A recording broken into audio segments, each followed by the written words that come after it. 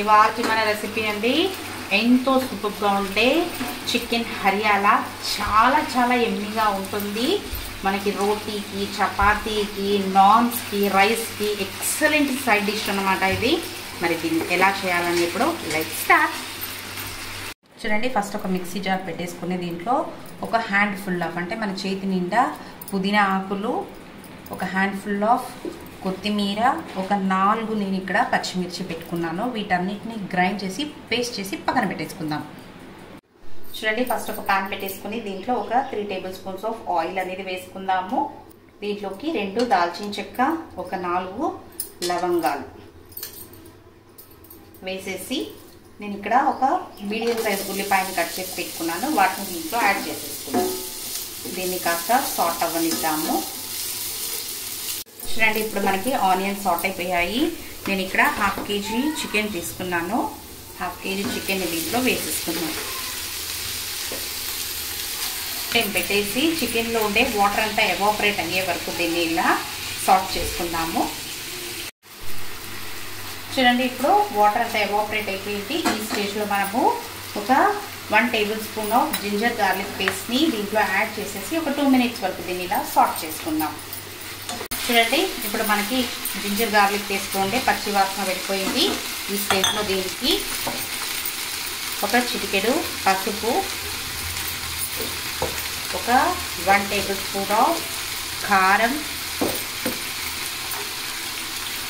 ఒక 1 table spoon of వేయించుకున్న జీలకర్ర పొడి, ఒక 2 tablespoon of dhania powder, ఒక 1/2 tablespoon of garam masala, వీటన్నిటిని వేసి ఒకసారి బాగా స్టిర్ చేసేసుకోండి.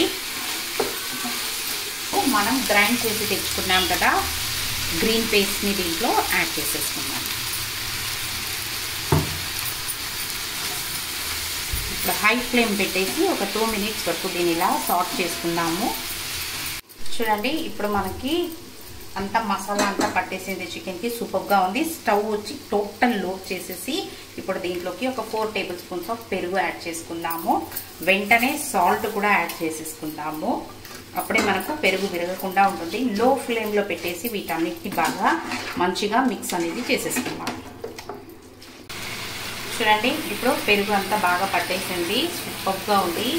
ఈ స్టేజ్లో మనం చికెన్ ఉడకడానికి వాటర్ యాడ్ చేసుకోండి. మనం గ్రైండ్ చేసి తెచ్చుకుని ఉంటాం కదా, ఆ మిక్సీ జార్లోకి నేను వేసుకుంటున్నాను. వాటర్ కాస్త వేసేసి ఒక్కసారి అలా మిక్స్ చేసుకోండి. ఈ స్టేజ్లో మీకు కావాలంటే సాల్ట్ చెక్ చేసుకోండి. చెక్ చేసేసుకుని దీనికి ఒక లిడ్ కవర్ చేసేసి లో ఫ్లేమ్లో ఒక 15 మినిట్స్, మీడియం ఫ్లేమ్లో ఒక 10 మినిట్స్ వరకు కుక్ చేసుకుంటే మన చికెన్ ఉడికిపోతుంది.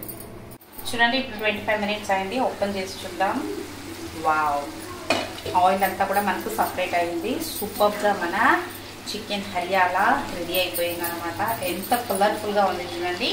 ఇంకా ఫైనల్ టచ్కి దీనికి కొంచెం కసూరి మేతిని తీసుకొని అలా క్రష్ చేసేసి అలా స్ప్రింకిల్ చేసేసేయండి. ఒక కొంచెం కొత్తిమీరని ఇలా తుంచి వేసామంటే ఎంతో సూపర్గా ఉండే మన చికెన్ హరియాలా రెడీ అయిపోయింది.